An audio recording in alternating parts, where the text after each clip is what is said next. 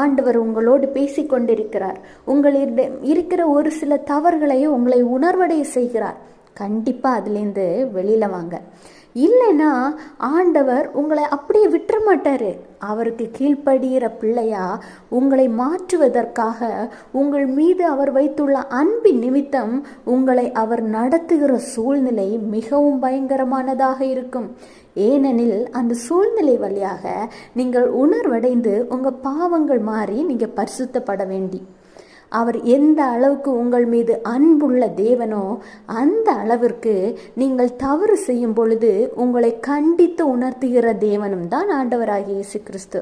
அவர் யூத ராஜசிங்கம். கர்த்தர் சொல்கிறார், யோபு 5:17, இதோ தேவன் தண்டிக்கிற மனுஷன் பாக்கியவான், ஆகையால் சர்வ வல்லவருடைய சிட்சையை அற்பமாக எண்ணாதிரும். இன்றைக்கு ஒருவேளை